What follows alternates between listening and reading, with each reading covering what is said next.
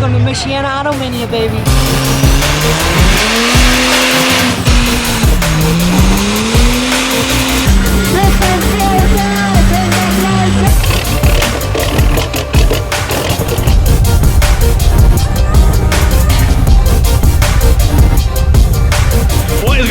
Welcome back to another video. Before we get this video started real quick, just to let you know, we are using a different camera. I've been using the same camera for years and years on YouTube, have never changed it up, but we're changing it up. Hopefully get some better quality, get some better audio, but it might take a video to tweak. So if the audio is a little off, if it looks a little funny, if it looks a little different, just know that we're trying out a new camera. Anyway, let's move on with the video. So drove the Peterbilt up to Indiana today for this weekend's event. We are up at the upper part of Indiana, almost to Michigan. We are at Michiana or Michiana, however you want to pronounce it. I don't know. Tomato, doesn't matter. Michiana Auto Mania. This place is massive. It's huge. Look at the burnout pit.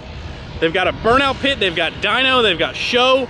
We've never been to this event before. It seems to be pretty massive, seems to be pretty good. Cannot wait. So we're gonna have a good time this weekend, but drove the Peterbilt up here. I will say, the Peterbilt was hiding out in the background of the shop for a little bit, and that is because we took the ECM off and we sent it to our buddies JBJ Diesel, and they did a little ECM update. I would say it was, the ECM was a little slow, maybe a little underpowered, if you will.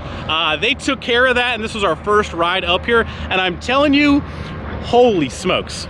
We now have, this thing gets out of its own way. I don't know, whatever they did with that update, man, it is absolutely insane. So huge shout out to those guys for kind of reflashing that thing, taking care of, you know, some slow working bugs, if you will, with that. But anyway, we've got the Peterbilt, like I said, burnouts. So we got to have the first gen. So we got the first gen. We got spare tires ready to burn it down in the first gen.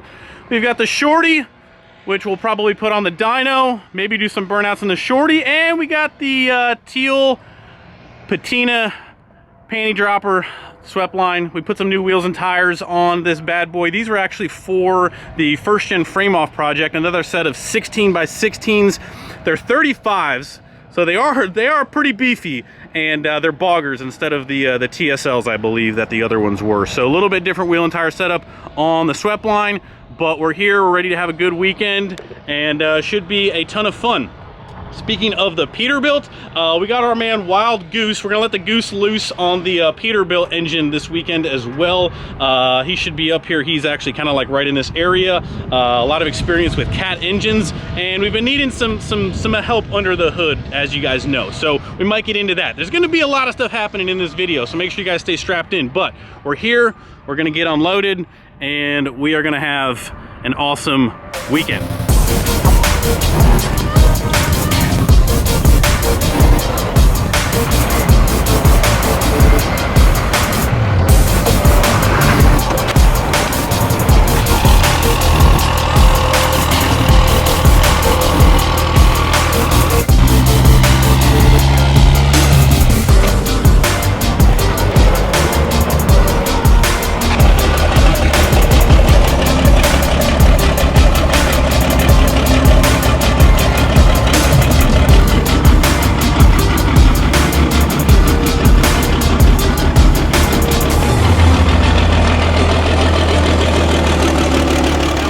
Been here for a couple minutes. You're already just balls deep in there. Oh, it's only a cat. I mean, it's only a kitty. We got Wild Goose repair. We're gonna let the Goose loose on our engine inside here. He's gonna take some things off. He asked me where my inspection hole was. I'm not sure if he's talking about me or the truck, but I mean, dirty to this guy. yeah, I love it. On our truck here, we've never actually ran the overhead, adjusted the valves. I believe the Jake brakes are in there as well. So our man, Mr. Goose, is awesome enough to kind of help us do this out at the show. Who needs a shop when you have a nice asphalt parking lot and a bag of tools? Dude, you should have seen me in Georgia last year, ripping a diff apart in a parking lot. Yeah, you'll have that. You'll have that on them big jobs. Sir, are you holding a pink ratchet? Yeah. Breast cancer awareness, baby. You don't like titties? You know, I never said that. I think the only thing that's missing, don't you usually have a cigarette hanging out of your mouth, like dumping some? Smoking a cigarette. Yeah, that's what I mean. That's the only thing that's missing out of this equation right now. I actually don't trust the job that I'm getting right now without you smoking on the job. Listen, if she's out of adjustment, it's not my fault. I'm just gonna let you know right now. Debbie and I actually have a bet going. Really? Whether or not your valves are gonna be tight or loose. I mean, 6NZs normally have tight valves. oh really? You actually have to loosen them up? Yeah, so what the valve seats will do is they'll wear out. Oh. And then your adjustment will come out. So that's not good. We don't. It's not good. It'll run like crap. All right, so just for everyone at home here viewing your sexy body working on this fine Caterpillar, this is basically like an oversized Cummins with yellow paint, is it not? Yes and no. So unlike your Cummins motors, we actually have overhead cams. Overhead cams. I mean, I do know they have overhead cams, but I mean, as far as like the valve adjustment, all that stuff goes, it's kind of like. It's pretty similar to a Cummins. Your intake and your exhaust is half and full, so it's 15 and 30 intake and exhaust, but you have a 6NZ, so unlike other cats, your Jake adjustment runs at 33 thousandths of an inch. That was Chinese to me, but yep, basically what you said is 6NZs are the best. So what I'm doing right now is I'm barring the motor over through an inspection hole in the back of the engine, and above the inspection hole is a plug, and you take one of your inspection bolts, nice and long like that, and you go into the plug. Oh, and then it like has a couple like different holes in it. Yep, it has a hole that it'll fall in, and then you shake your rockers, and you'll see if you're at position A or B. Oh, okay. 1 or 6. So it's top dead center 1 or 6, basically on a Cummins engine. Gotcha. And there's 2 different holes in that. Yep. Well, it's the same hole, but. Oh, you just flip it 360. Yeah. Yeah. Gotcha. Okay. Huh. Easy enough. And what's the deal with the Jake adjustments? Like, do you do that per like when it's set there or something, or? So you adjust the Jakes with the exhaust valves. So when you set your exhaust valve, you've also set your Jake. Gotcha. Okay. So I only have to, once I find the first position, I'll only have to bar it over one more time, right, and then we'll be done. A couple people on the internet told me that my Jakes sounded funny, so I don't know if they'll be, if they're loose or tight, do they sound different? Yeah. Okay. Yeah. How do Jakes come out of adjustment? Just wear. Oh, okay. As the adjustment, you know, like I said with the valve seats, as it comes up, the Jakes will get tighter too. Gotcha. And it won't hold them. Well, it'll hold them more open, if that makes any sense. So a Jake works by fighting the compression of the motor. It turns it into a big air compressor and slows it down that way instead of, you know, running a power stroke. Not that I want to know, but do they ever have issues with like dropping seats? Not typically, not unless you're turning. They just the valves just wear more. Yeah. Gotcha. It's just normal stuff. You know, Cummins things and dropping valve seats is. Hey Ron, how's your engine doing this weekend, buddy? Flex compression now, but it's a minor detail. Honestly, minor detail. They're tight. They're tight. So tight is good or tight is wrong? Tight is right or tight is wrong? Tight is wrong. Tight is wrong. Tight is wrong and loose is wrong. 15 thousandths and 30 thousandths is correct. That could go both ways. So hold on, I'm holding a 30 thousandths. Hold on. So should I be concerned if they're tight? No, it's just, it happens. Hey man, shit happens when you party naked. You know what I mean? That's basically about it. These are fucking tight. All right, so that means I'm gonna make another like 100 horsepower. Is what you just said. It's gonna breathe easier. I'm gonna tell you that right now. It's gonna breathe correctly. It's kind of like you'd be breathing a lot better if you had a cigarette in your mouth. Let me grab one here. I've gotten enough shit now about not smoking. And I'm over here just instigating you to smoke. Right. Bro, we just don't want you. We just don't want you to. Aren't we supposed to be quitting smoking? We just don't want you. We just don't want you to lose your personality. You know. I couldn't. No, you can't now. Yeah, see, oh, there it is. There it is. There it is. Now we know the job's gonna be quality. Every man on the other side of that video, be wrecked. Every comment on YouTube right now. Can't wait for him this ash to go right inside your engine. Like, oh, dude, I hear all about that all the time. You know what? That's what makes them run so good. Okay. Exactly. It's actually like oil additive. It's oil additive. It's actually, so I always call it like stop leak. You know, those little particles. So we also found out that we have way too small of an injector in this engine. So now we need big injectors. With our ECM calibration, with our fresh valve adjustment, and next thing you know, insto presto, we just made 1,000 horsepower. Exactly. I don't know if the rest of the bottom end configuration will love the amount of miles that are on this engine, but you know what? Hey, that's optional. You know what I mean? Yeah, that's a later problem. Okay. You'll have fun for at least a couple pulls before something happens. The Jake adjustment is right here. Oh, okay. Right, so it'll push. Oh, yeah. It'll push down. There's oil that goes in this, and this actuator fires and opens up, and it uses your oil pressure to push that slave down. Oh, okay. And it'll hold your.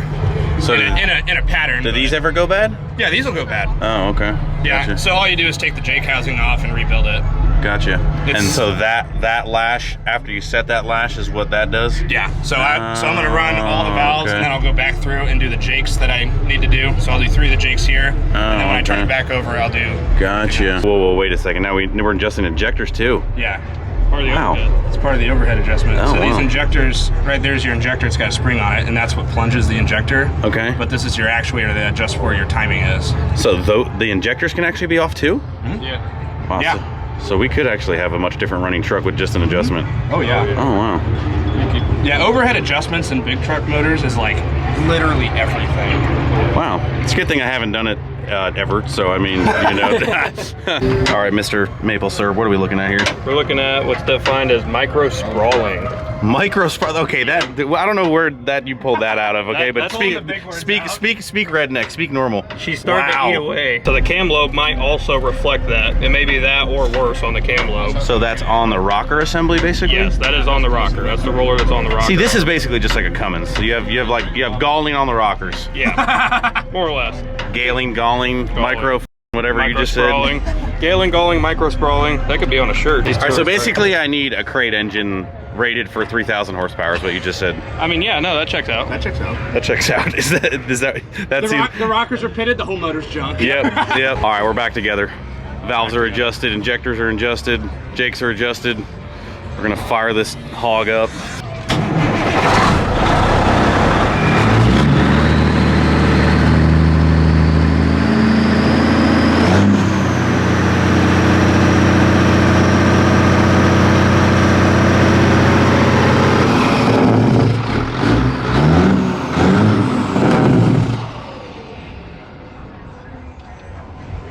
You done shut her off, Jimmy?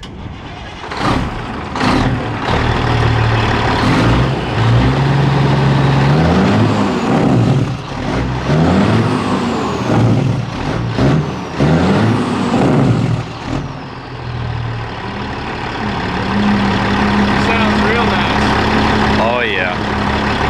I'd say they sound different.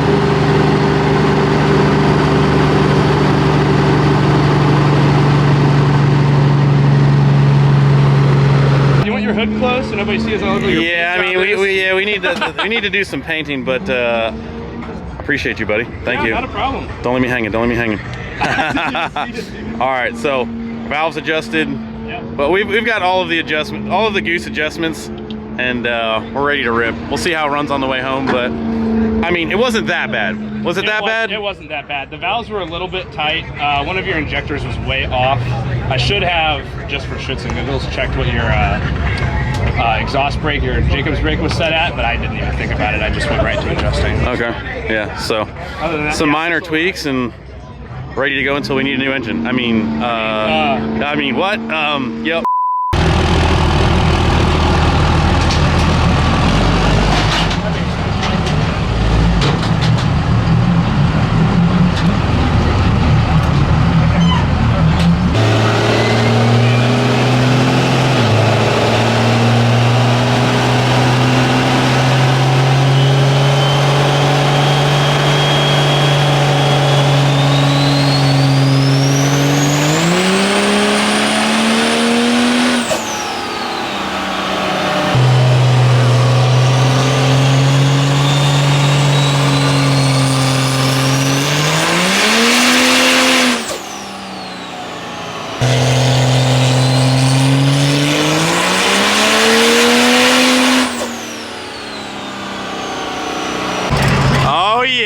Mr. Austin Denny himself, baby. Let's go. Look at that beautiful face. Are you ready? Don't let my little shorty show you up, baby. Let's see what this beauty's got. 6 liter. Oh, come on, come on. This is your baby. It's a 6 liter though. 6 liters on top. I mean, kind of, sort of. Roll it on these 420S's. What a flex. This man's got 420S's, everybody. Oh my goodness gracious.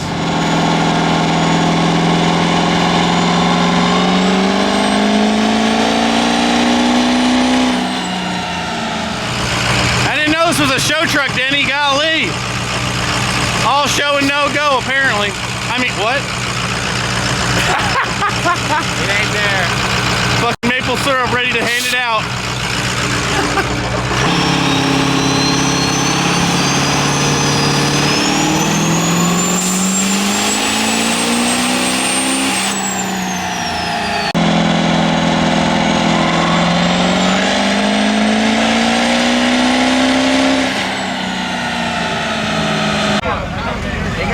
All right, at least it made 1040 there on the spray.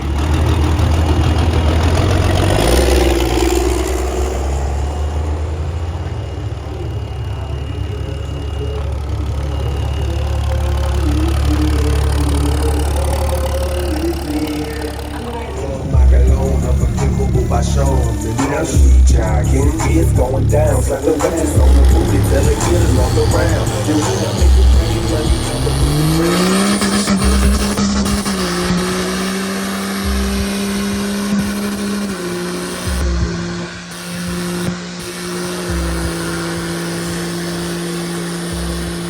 booty. 2 weeks later.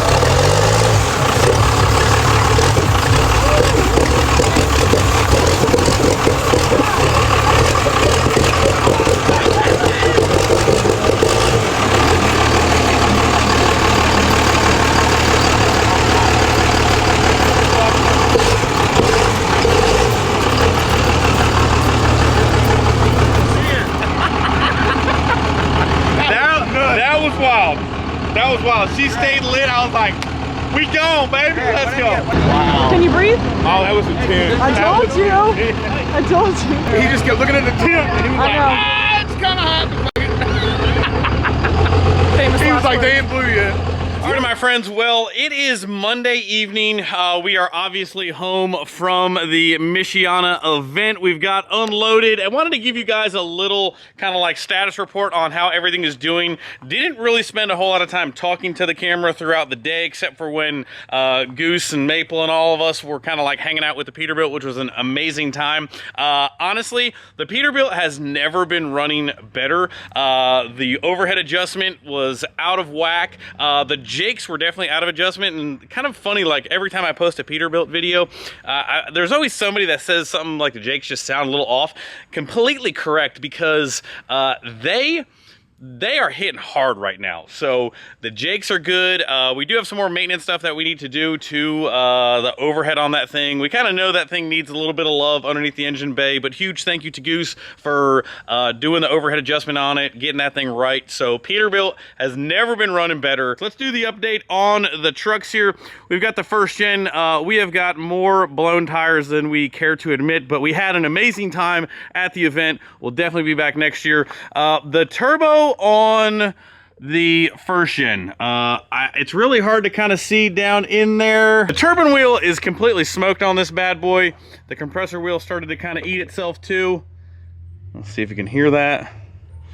She has seen better days. This thing was definitely hot. I'm not sure if we can do anything with that one, maybe rebuild it or not, maybe put a new turbine wheel on it. But we'll need a new turbo before this thing runs again. How this thing is still alive, I have absolutely no idea, because we absolutely burned it down. Let's just give you guys the old 1-2 check. I should probably check the oil and the coolant in this thing, or water, whatever you want to call it. Fires right up like a dang champ. She's still alive. She lives to see another burnout. Again, how?